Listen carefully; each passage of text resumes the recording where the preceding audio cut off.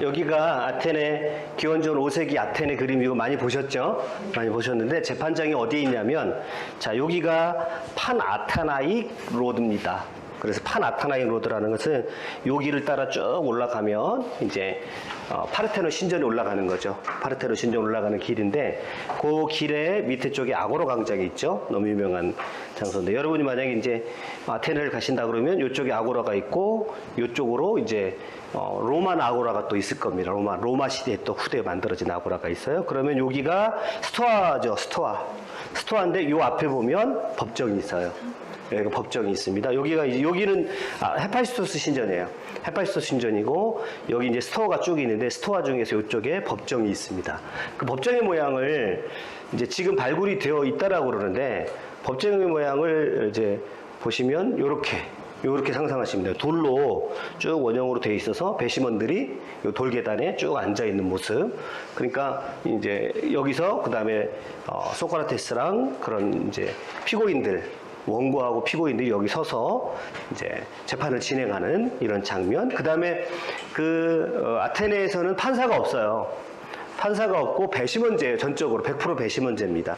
그래서 배심원들이 유죄 그러면 유죄인 거예요. 배심원들이 무죄 그러면 무죄인 거예요. 그래서 판사가 최종적인 판결을 하는 게 아닙니다. 자, 그래서 이렇게 생겼어요. 그래서 이게 이제 소크라테스가 배심원들 앞에서 이제 자기의 변론을 하는 그런 상상도의 모습이라고 할 수 있습니다. 자, 이런 식으로 진행이 됐을 겁니다.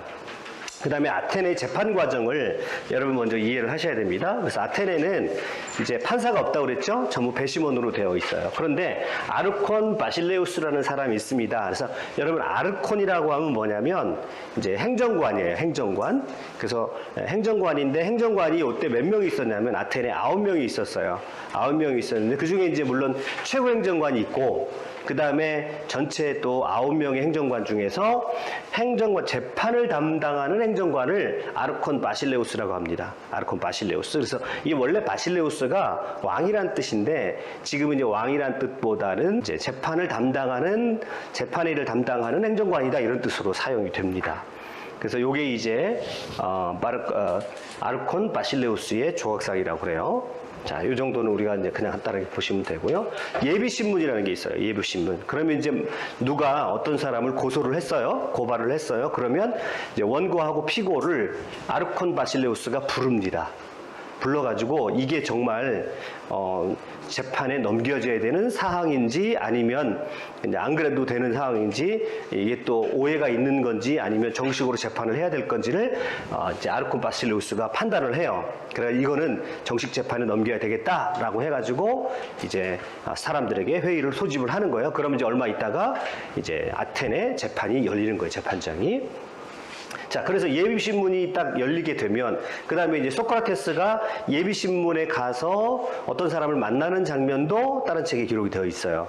그러니까 자세하게 기록이 되어 있거든요. 소크라테스 재판 과정이.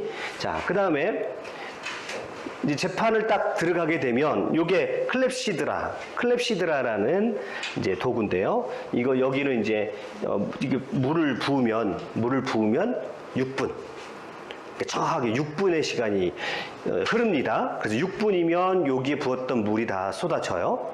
내려와요. 그러면 이제 이게 일종의 물시계죠. 실제로 로마 시대는 물시계로 사용됩니다. 그래서 이게 물시계인데 어떤 물시계냐면 누구에게나 공평하게 변론 시간을 똑같이 주기 위해서 이 물시계를 만들어 놓고 물시계 물이 다 닳아버리는 그 시간 내에 자기가 주장할 바를 주장을 해야 됩니다. 이게 이제 누구나 다 공평하게 똑같이 주기 위해서 그렇죠. 그래서 아테네가 민주주의가 정착했다는 것은 이렇게 모든 사람에게 어떤 기회가 공평하게 주어진다는 의미에서 민주주의의 가장 중요한 원리 중에 하나가 평등이잖아요. 그래서 이제 평등의 원리가 적용된 겁니다. 그 다음에 이제 고발자가 이제 재판장이 열렸어요.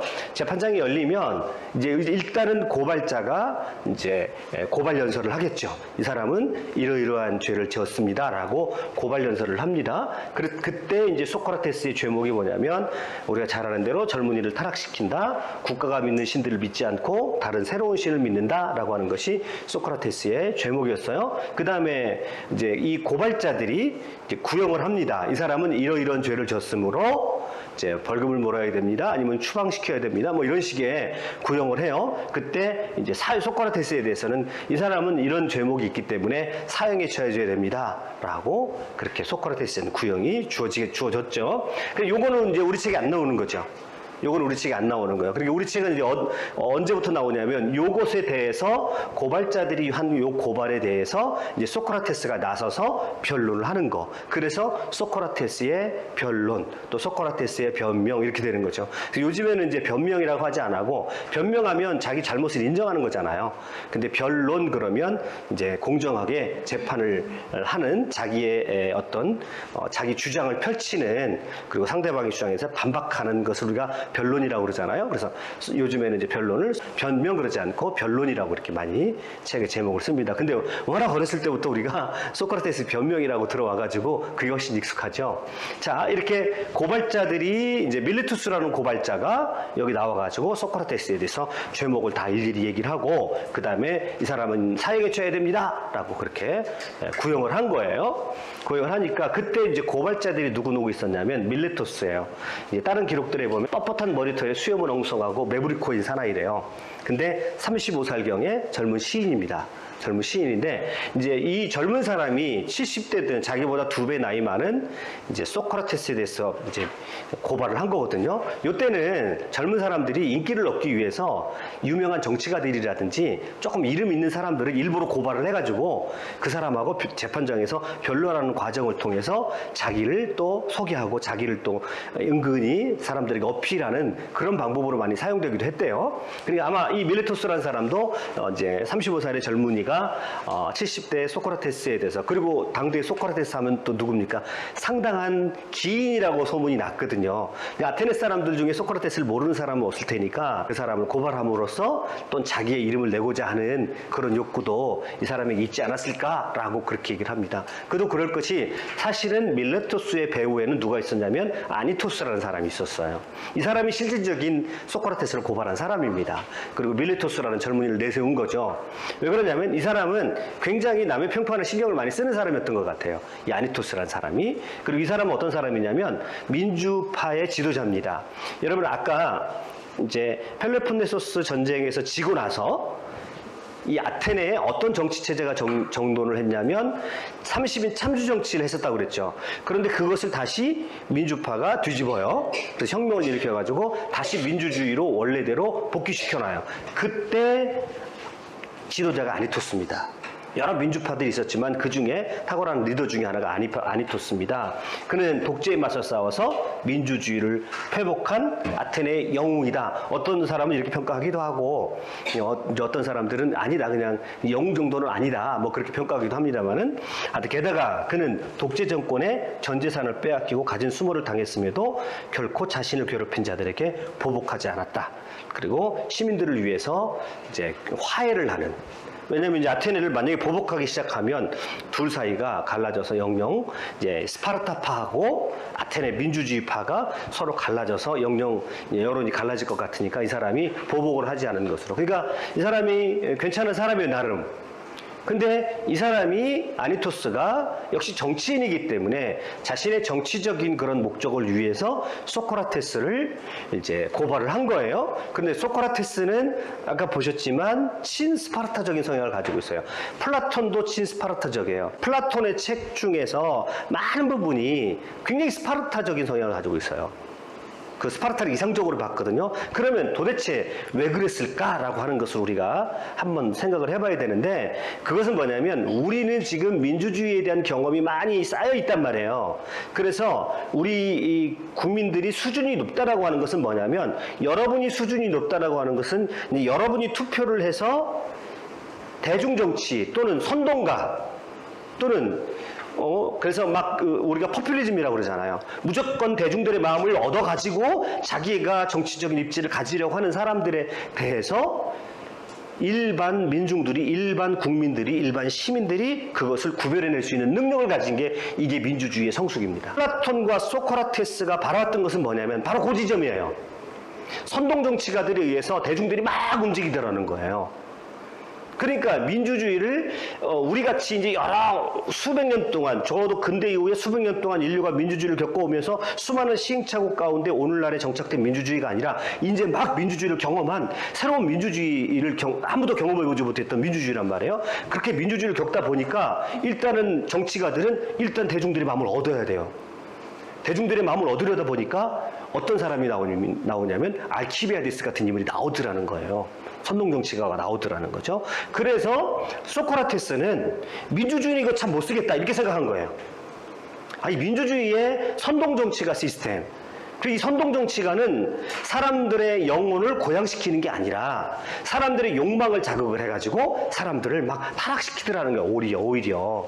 그래서 소크라테스는 민주주의에 대해서 부정적인 입장을 취하게 되는 겁니다. 자, 그래서 소크라테스를 오늘의 입장 바로 다이렉트 적용시키면 안 돼요. 아, 소크라테스가 그렇게 민주주의를 싫어했더라. 그래서 소크라테스와 플라톤은 독재를 지지했더라. 이렇게 일방적으로 주장하면 안 된다는 거죠. 그 당시의 정치적인 경험 속에서 소크라테스와 플라톤은 고민을 한 거예요. 이 민주주의 한계에 대해서 고민을 하면서 성숙한 민주주의를 아직 경험하지 못했기 때문에 그들은 새로운 정치 시스템에 대해서, 새로운 제에 대해서 고민을 많이 한 사람들이 소크라테스와 플라톤이고, 소크라테스는 그 중에서 가장 인간성 요소를 한 거예요. 이 민주주의의 모순을 극복하기 위해서는 한번 생각해 보세요. 막 대중 정치가들이 선동을 해요. 그 다음에 대중들은 막 그 선동에 따라가서 막 욕망을 분출해요. 그러면 그것에 대해서 소크라테스는 뭐라고 외치는 거냐면 그렇게 살지 마라. 욕망대로 살지 마라. 부와 물질과 권세, 이거 되게 중요하지만 이게 인간 사는 게 전부가 아니다. 너희들은 영혼의 소중함을 알아라. 그럼 영혼의 소중함을 알아라 라고 하는 순간 이 말은 누구를 반대하는 말이 되나요? 기존의 정치가들이 들으면 자기들에 대한 반대로 들리는 거죠. 그죠? 그러니까 소크라테스가 민주정 지도자들에 의해서 고발을 당합니다. 그 당대 입장을 우리가 당대 입장을 해석할 필요가 있죠.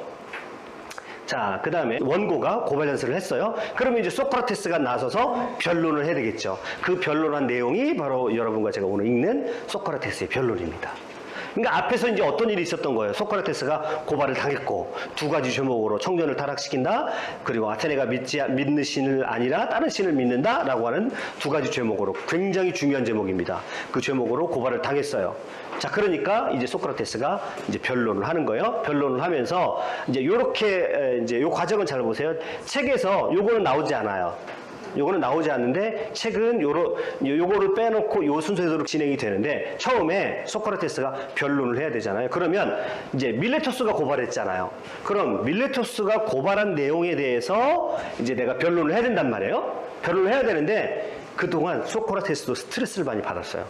누구 때문에 스트레스를 받았냐면 70살이 됐어요. 그럼 제가 펠로폰네소스 전쟁이 시작되면서 소크라테스가 철학자로서 활동을 시작한다고 그랬죠. 그러니까 페리클레스가 죽고 난 다음에 아테네 역병이 확 그때에 다른 전쟁터에 있다가 돌아와가지고 그때부터 소크라테스가 철학자의 삶을 살기 시작을 해요. 그러면서 한 30년을 철학자의 삶을 살았단 말이에요. 한 30년을 철학자로서 계속 사람들에게 자, 사람의 아르테가 뭐고, 사람이 인간성이라는 게 뭐고, 인간의 영혼의 고귀함과 소중함에 대해서 계속 설파했는데, 그때 30년 동안 소크라테스를 지독하게 괴롭힌 사람들이 있어요. 소크라테스를 음해하고 소크라테스를 막 비난하고 엉뚱한 말로 괴롭혔던 사람들에 대해서 일단 그들을 먼저 변명을 하자는 거죠. 그들에 대한 변론을 먼저 합니다. 그리고 나서 이제 여기서 아주 굉장히 중요한 원리가 나와요. 이 내용 중에서. 그러니까 그동안 우리가 이제 서론 부분에서 봤지만 아리스토파네스의 구름에 보면 뭐라고 그래요? 소크라테스를. 지금으로 말하면 개 XX 욕을 먹는 거거든요, 소크라테스가. 그냥 자기도 막 스트레스를 받았겠죠, 아무리 철학자라고 그래도. 그러니까 이제 그런 거 하나 대응을 하지 않고 있다가 이왕 법정에 나온 김에 그 사람들 다 한번 얘기해보자 라고 해서 그동안 30년 동안 받았던 스트레스를 법정에서 풀어버려요. 그리고 그 사람들에서 변론을 합니다. 그리고 나서 내가 왜 그렇게 살 수밖에 없었는지를 얘기한 다음에 그 다음에 밀레토스 고발한 내용에 대해서 이제 변론을 합니다. 그래서 꼼짝 못하게 밀레토스 상대가 안 됩니다. 소크라테스가 얼마나 아주 꼼짝 못하게 그 사람의 대답을 유인해가지고, 법정에서 보면 유도 질문하잖아요. 유도 질문해가지고 딱 걸어 넘어져가지고 밀레토스를 확 팽개쳐 버립니다. 여러분 이제 그래서 서양에서는 이거 외워요. 이 변론을 다 논리 과정을 다 외울 정도로 아주 논증에 있어서 굉장히 중요한 원리를 많이 가지고 있어요. 그 다음에 이제 변명이 끝났어요. 그 다음에 최후 진술을 합니다. 자, 이와 같이 나는 죄가 없다.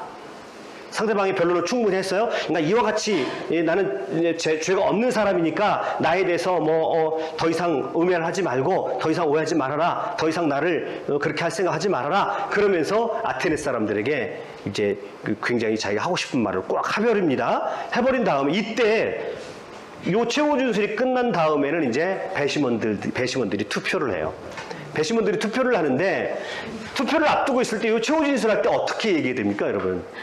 이때 조금 다소곳하게 조금만 다소곳하게 여러분 제 말씀 잘 들으셨죠? 제가 죄가 있습니까 없습니까? 자, 현명하신 재판관 여러분, 배심원 여러분, 제 말을 잘 들으셨으면 제가 무죄라는 것을 잘 아실 겁니다. 한 번만 봐주십시오. 이렇게 나가야 이제 정상이에요. 그런데 이 최후 진술 때요, 아주 아테네 사람들에게 도발을 해버려요. 배심원들에게 도발을 해버려요. 그리고 나서 투표를 딱 하니까 투표 결과가 어떻게 나오는 거예요? 280대 220. 이 사람들이 유죄. 먼저 유무죄를 딱 해요. 유무죄를 딱 한단 말이에요. 그럼 유무죄를 딱 하니까 이제는 유죄가 돼버린 거죠. 280대 220이니까 몇 표 차이 난가요? 60표. 그러면 30명만 돌아섰으면 이게 무죄인 거예요. 그렇게 소크라테스가 도발을 했는데도 이렇게 나왔어요. 이건 무슨 소리입니까? 사람들은 어느 정도 소크라테스가 죄가 없다는 걸 알았다는 얘기죠. 이 굉장히 기분 나쁘잖아요. 지가 배심원들 앞에서 조금 다소곳하게 얘기하면 이 뒤집힐 수 있었어요. 그러니까 이제 유죄가 나왔어요. 그리고 나서 이제 아테네 이제 배심원 제도에서는, 재판 제도에서는 피고가 자신의 형량을 제한합니다. 일단은 유죄가 됐어요. 유죄가 됐으면 아까 원고가 연설하면서 이제 소크라테스에게 이렇게 벌을 내려주십시오라고 내린 그 구형이 뭐죠? 사형이에요. 그러면 이제 원고는 사형에 이제 구형을 내렸단 말이에요. 그러면 이제 일단 유죄가 나왔기 때문에 피고가 자신의 형량을 제한을 합니다. 제한을 해야 되는데 소크라테스가 뭐라고 제한하는지 압니까? 상을 차려달라고. 오히려 자기 보고 상 줘야 된다고 얘기해요. 자기 보고 해외에 만약 어떤 사람들 해외에서 손님들이 오면, 다른 나라에 손님들이 오면 그 사람들에게 극지 대접하는 그 상을 자기에게 줘야 된다고 그렇게 얘기를 하는 거죠. 그렇게 얘기하면서 혹시 나에게 벌을 주려거들랑 벌금형, 나 돈 없어요. 벌금형 조금 주든가. 역시 도발이에요, 이것도. 그러니까 배심원들이 이제 형량에 대한 판단을 합니다. 그러면 형량에 대한 투표는 뭐하고 뭐를 놓고 이제 투표를 하는 겁니까?